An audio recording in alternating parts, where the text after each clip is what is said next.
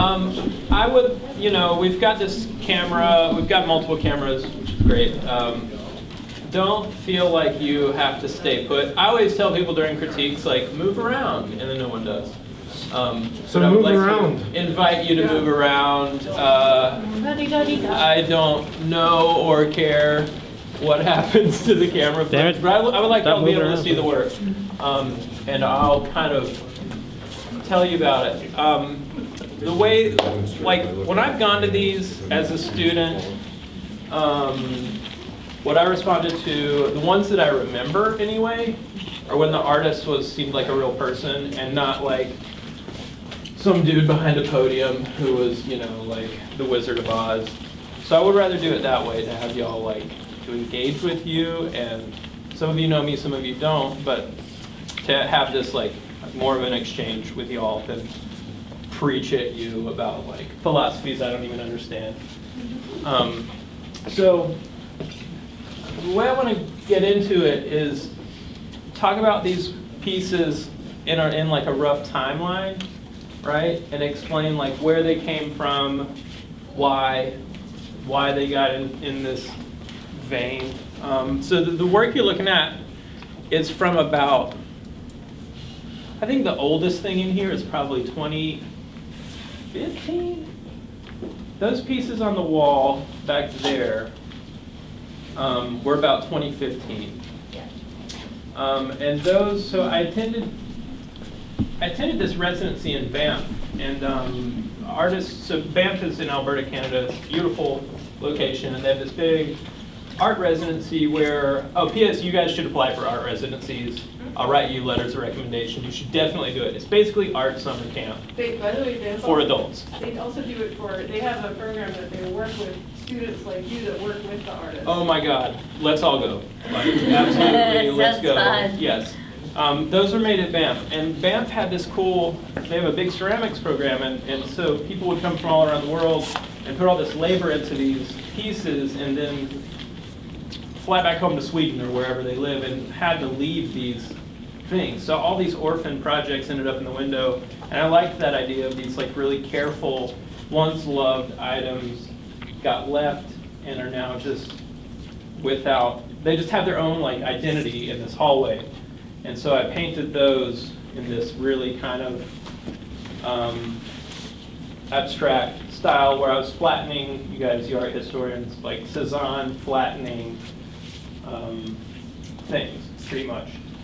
That started this series of like abandoned objects or objects that are like once loved, like stuffed animals or Christmas decorations or wedding rings or whatever. These objects, they're like at one time really, really important to people for a little while. And then the person dies or the relationship ends or the person moves or whatever. So that train of thought is in a lot of these. It's not always as prevalent, but it's there in a lot of this stuff. So that, hence the title, like nothing ever lasts forever. I also like to choose titles. I don't like to over-title stuff. I think that's a mistake that a lot of, especially painters, make. It's to be like, and then it's called this, like, get it? And like, yeah, dude, I get it. I'm not stupid, and I don't need to be told what something's about to have this encounter with a piece. I think that encounter with a piece is really important without like being dictated your experience with a piece, what that's going to be. I don't need to tell you what that is. So like, I'm always surprised when I stand in front of a piece. I made this one, so it's a little different because I know the story that I bring to this, because this is my story. But that piece for you guys, when you stand in front of it, is entirely different. You're going to see things in there that I didn't even put in there, and you're going to see things in there that you bring to it. So for me to tell you anything beyond like red house or whatever, I think is not a good move. So if this is a teaching moment, like don't overtitle your stuff, would be what I would say. So we went from here, back in the corner of Banff, these abandoned objects kind of, to when I came home, over there where Vav is, I was taking images from the Salvation Army and like these flea markets and thrift stores and stuff like that. Taking these objects that someone put on the shelf, not like to curate them or something, but they're just putting them on there because it's their job. And then I got into this like random curation idea that I think is interesting. Like, why do you put your doodads and knickknacks? Why do you arrange them the way that you do? And then I got into this idea of working, it's like this collaboration with an unwilling participant, because the person who put those things on the shelf didn't know I was going to then come like take pictures and paint them. You know, so it becomes this like collaborative kind of effort. And it's curated, like, so we're talking about curation, all sorts of stuff. So I got onto that thread, and then I was like, oh, I can find images on Craigslist too. Other people's things for sale on Craigslist. So these figurines that were once important, actually those came from a thrift store, but that kind of vibe, like these, this nativity set, I remember that image came from Craigslist. I'm telling you guys all my secrets. You might want to tell people. But I got into more and more like that idea of being involved with other people, having this like relationship with a stranger and their objects that they don't care about anymore and they're for sale now. And so then putting my spin on those objects became important. And then, but then I would be like, and here's just my shelf. Here's my doodads that were in my living room in North Carolina before I moved. Before I moved to Chicago. But then what's cool to me now is like, this thing is from 2017. I remember all this stuff is gone. I don't even have any of this stuff anymore because of this, because I moved and there was like a breakup and like my life happened. And so like, now for me, like this image is super loaded for me because I know the identity of all these things that are mostly now gone.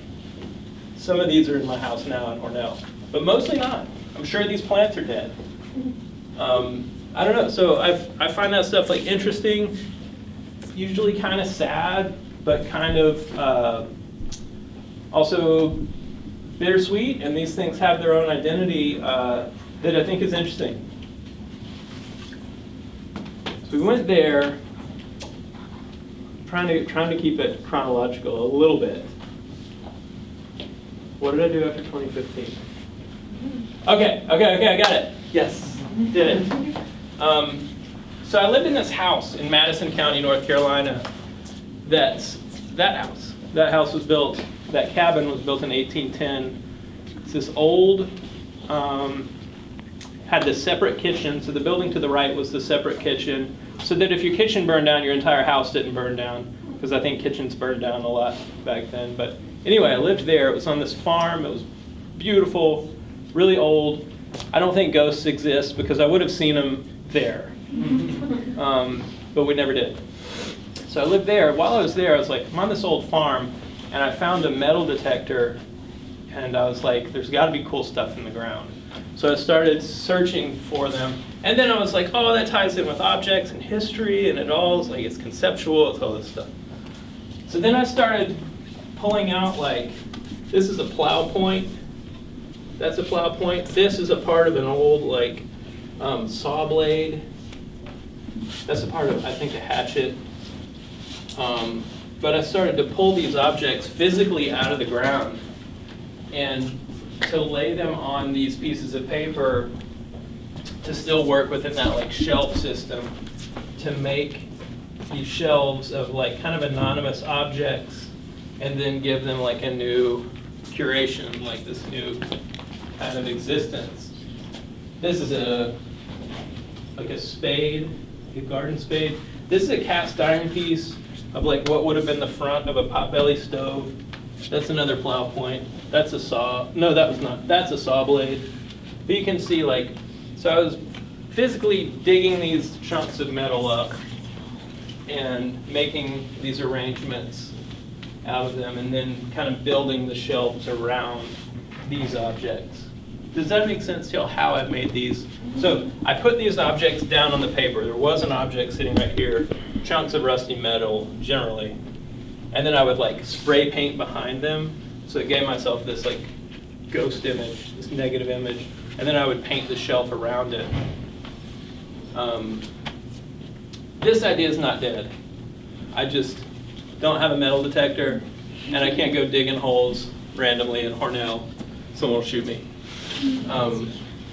But I'm still I'm into that vein. But so without opportunity to go dig holes randomly all over the place, which I could do when I lived on a farm, I got into this idea though of inventing like this shelf system, which got me towards here, where this is entirely made up, except for the base of it was based on like a potbelly stove that was in that cabin.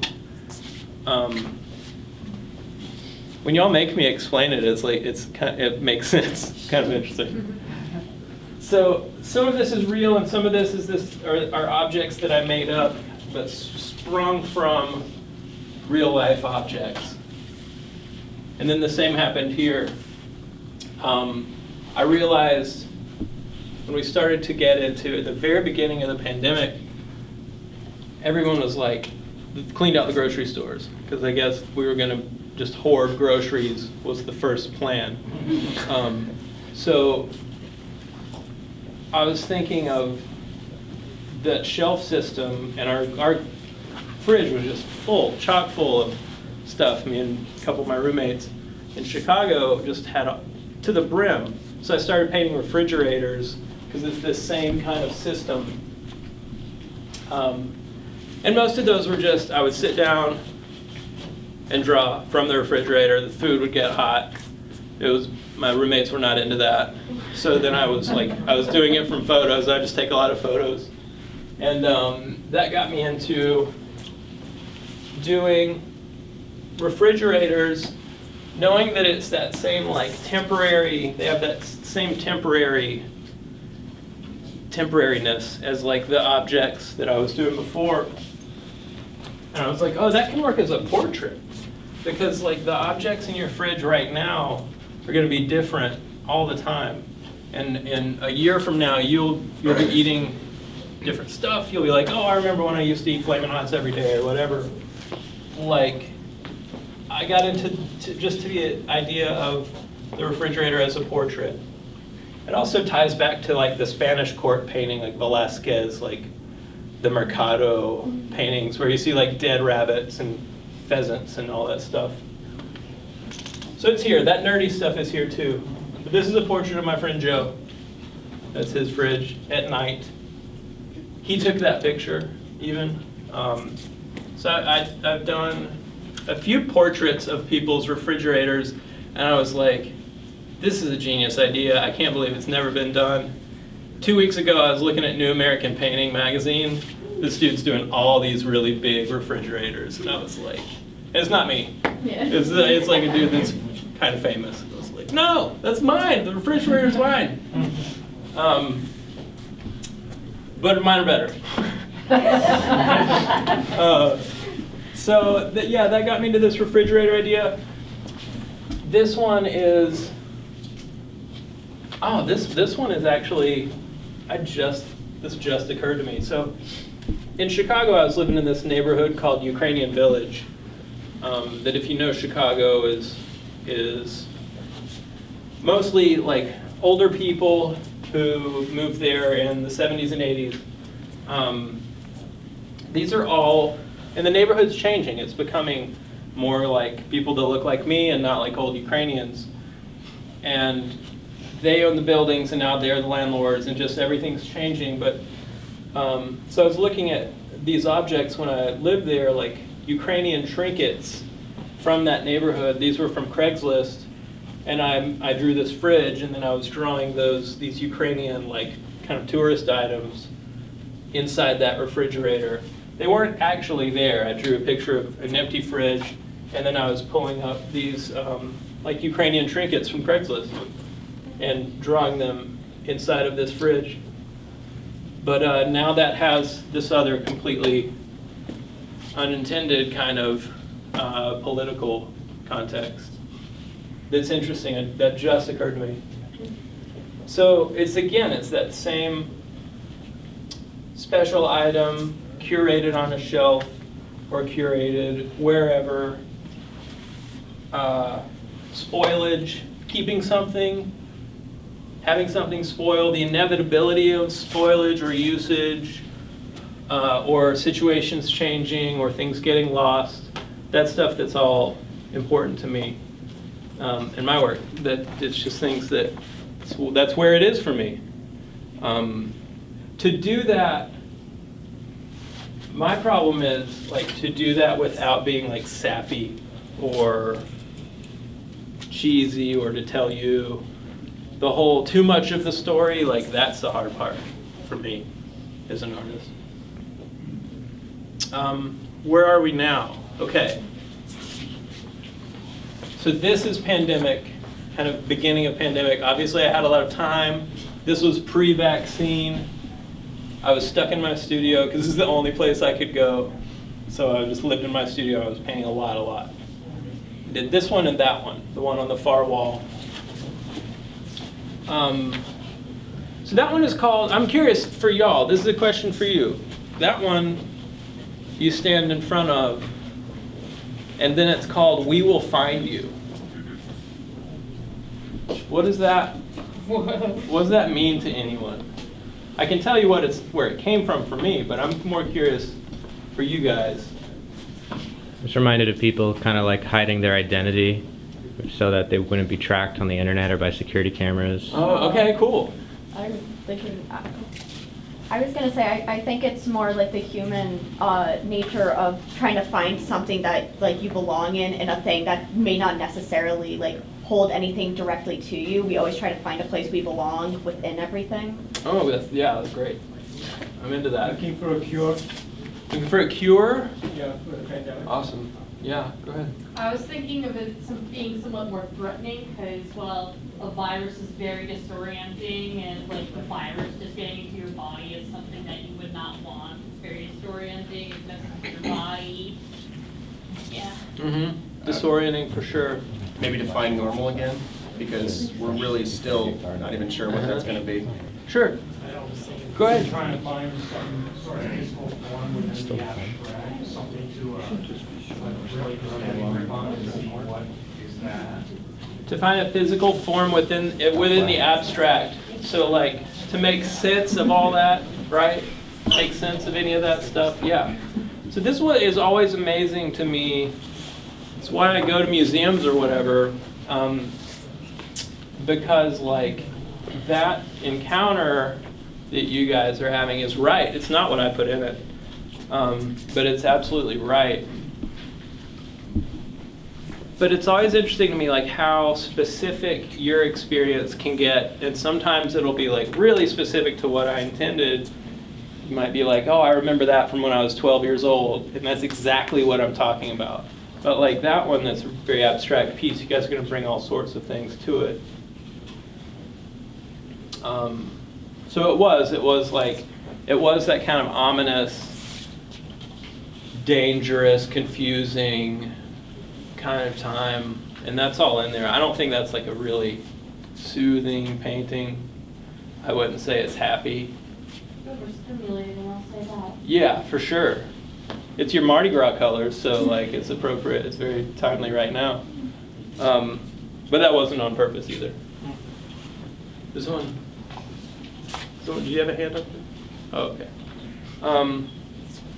So beginning of pandemic. These flowers are forget-me-nots.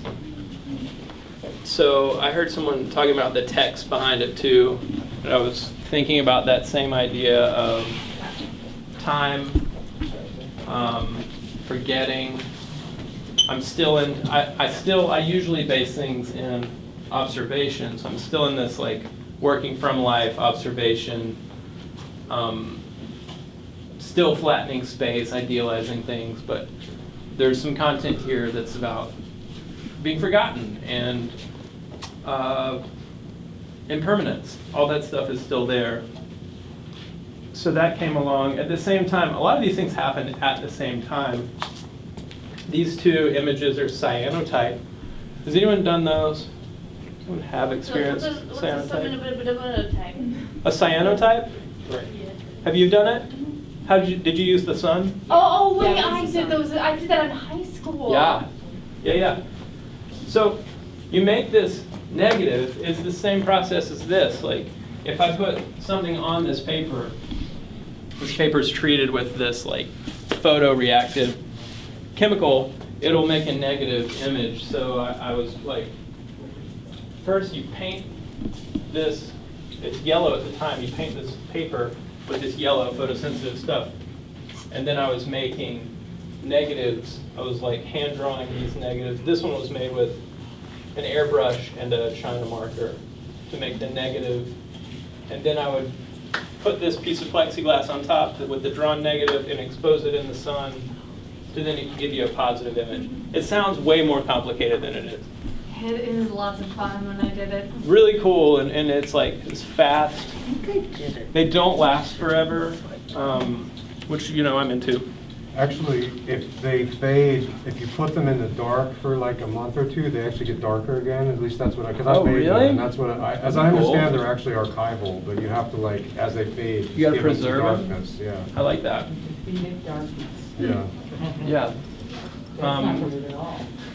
This was an image of a shelf in my studio at the time.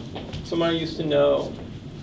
And then this like Greek, it's the head of a Greek boy. It's a, you know, an ancient Greek sculpture that I knocked out at the same time as a lot of these.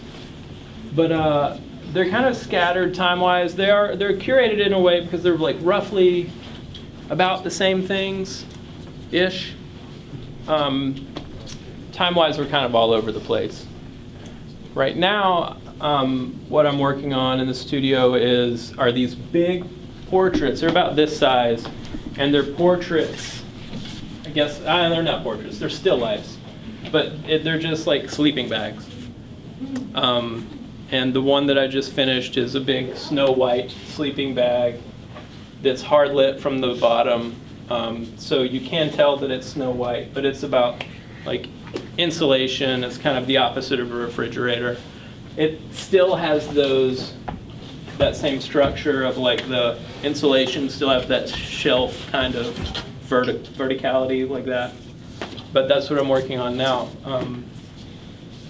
So it's this, I mean, it's interesting like putting up a show like this because a lot of the time as an artist I feel like I'm just absolutely all over the place and nothing makes sense and I don't really care. It's not going to stop me from making stuff. But then like getting the work up in one place and then having to talk about it, especially, there's a definite thread, which is hopeful, I guess, like as far as making stuff. Like I think all of you guys, once you start really kind of making your own work, you'll find that content is there.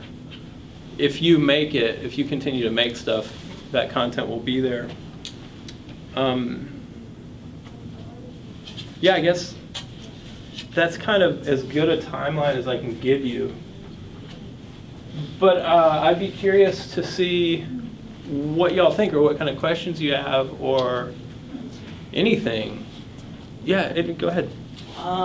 What artists were you inspired by? Ooh, I can tell you who I like a lot now. Well, Cézanne's always important. Cézanne and Gauguin are very important to me as far as like painting and that sort of depiction of space. I like Peter Doig, is contemporary. D-O-I-G, Peter Doig is important to me. He does these kind of ambiguous paintings. They're really, really good. David Hockney is important to me. God, there's a ton. There's a lot. There's a ton of people I follow on Instagram who I'm like, oh my God, like that person again, who I can tell you their username. I might not know their real name. Van Gogh is super important. Goya is important. There's 1,000. There's a lot of them. Go ahead, right here. Yeah, I just wanted to ask, because I wasn't here prior to this and was looking around at a lot of the pieces, and this one that started here caught my eye just because I was looking at the mediums that you used, and this one says walnut ink. Mhm. I wasn't even aware that was a thing, but Mhm. basically I just was wondering, like, what's part of like your process for like deciding what you use for each piece? What's part of it? Oh, that's a good question too. It's usually like it's usually just what I have a lot of. Truly. That's fair. Yeah. And I try to keep a lot of oil paint around. I like how oil mixes. I'll use acrylic and the Oops paint from Lowe's often. I'll use it as underpainting on canvas. I don't use it on paper. But it's usually whatever I have a lot of. For this one, what do you use for the line art, for the swaths, blue line? What the hell did I use? Yeah, the line, the blue one. Oh, that is that's a watercolor pencil. So I did a contour line drawing. If you've had any of my classes, like, contour line drawing is important. If you haven't, get ready. We'll do some contour line drawing.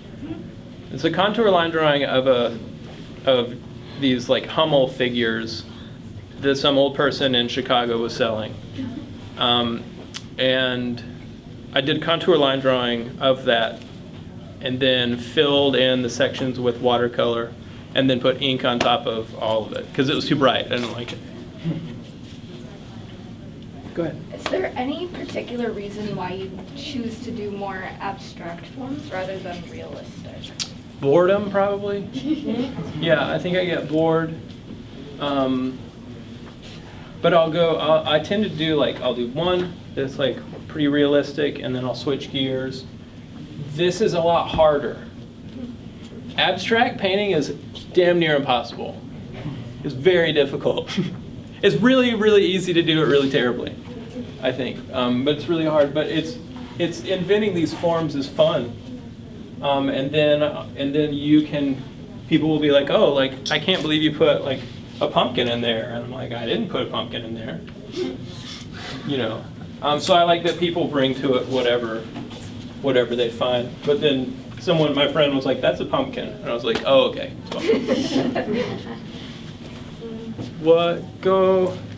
Yeah.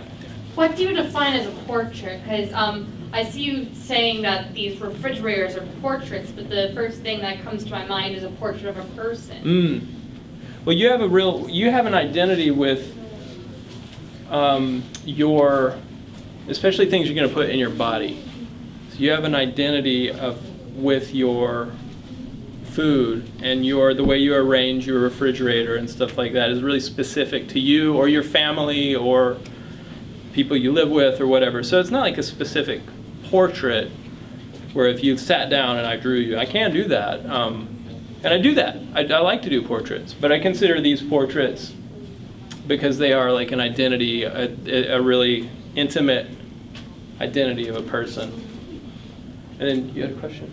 I noticed, like, especially some of your paintings here, you use a lot of blues, and they stand out with, like, the colors that you use for the background as well. What made you choose these colors, especially considering, like, both of these have, like, a lot of blues?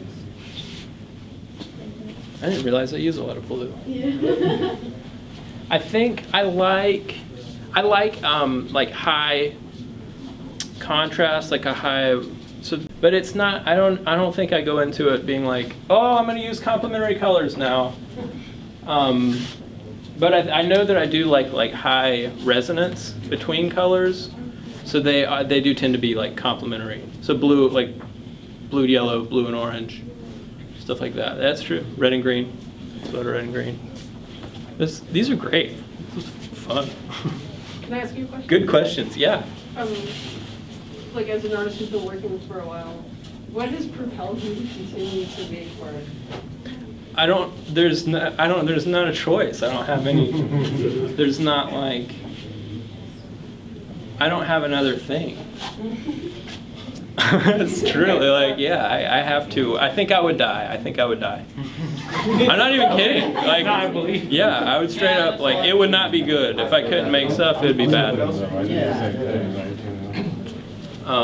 I could probably, like, make other stuff, but I have to make stuff. I have to.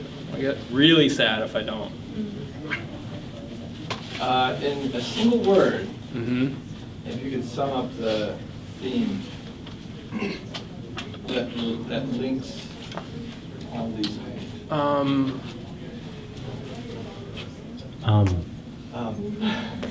A single word to link all of these.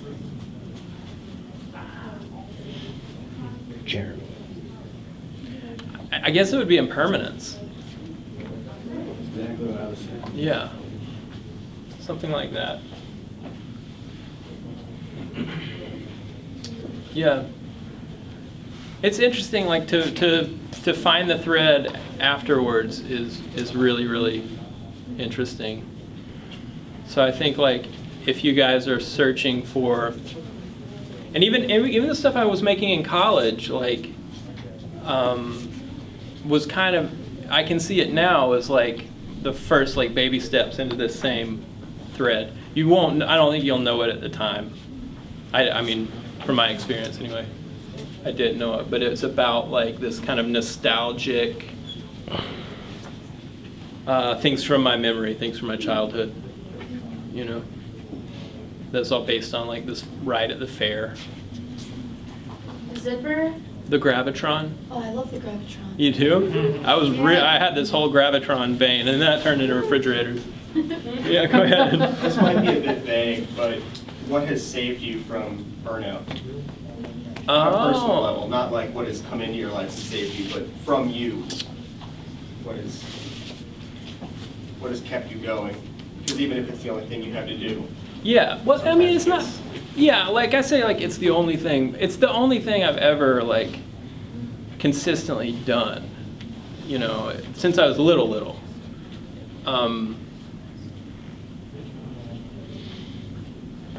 I've gotten burned out. I've not worked for years before, you know, like, Time. yeah, and, like, after grad school, when I just had to pay the bills, I drew pictures sometimes, but that was it. I did burn out for a while. I partied pretty hard for a few years and I didn't make much, and then I knocked that off and I worked a lot. So I think just like being responsible and being like, if I don't make this stuff, it's not going to get made, and I don't want to like be a bartender my whole life. So I mean, there was a true moment where I was like, you're gonna talk about it, or you're gonna be about it? And I was like, I'm the only one that can do it. That sucked. That realization and like that type of getting very real with yourself is not easy, but it's useful, you know, like you'll get stuff done. You scare yourself a little. Yeah, go ahead. This is a really random question, but what's your favorite color? I think that's an important question. What's your favorite color? Right now, yeah, that's a good question. Right now, it's like this sort of 70s orange. Mm-hmm. Okay. I love that. Like Yeah. a burnt brown orange? Yeah. Okay. Yeah, I like that color right now. Cool. But like next week, it'll be different. Yeah, that's fine. Yeah. I like titanium buff a lot too. I use a lot of that. Beautiful Like pinks. when I came in here, I felt like the color to me, I was like, oh Mm. man, your color is incredible. Thanks. But I responded to, I didn't need it. You're working some beautiful pinks into these. I like pink a lot. It's paired together very nicely. Thank you. Pinks are great. I love pink. I just want to know. Yeah. Bad pinks are horrible. Yeah. Do y'all have other stuff? You'll burn out. You will burn out. Here's what I'd say though. Like, is Taylor here? Do we have Taylor Jackson? I wanted to see earlier in my class. Like, he and I burned out together on this project that he's working on, and so I guess what I would say is that like realize that like you'll burn out all the time, and it's fine. It doesn't matter. You know, burn out, go to bed, and then you know, you'll be fine tomorrow. Go to bed, go to bed, go to bed. Or drink a bunch of coffee and see what happens. But burnout happens. It totally happens. Oh, bastard for coffee. If y'all ever want to just like nerd out about this stuff or critique your work or whatever, I like doing it a lot. I would like to talk about theme park rides with you. Yeah. I'll even show you, I'll find my old Gravitron stuff and show you. I have a character based on the Gravitron That's amazing. We got to get into that. and all the other theme park rides. Oh, that sounds like a body of work right there. That's cool. But yeah, like investigate stuff.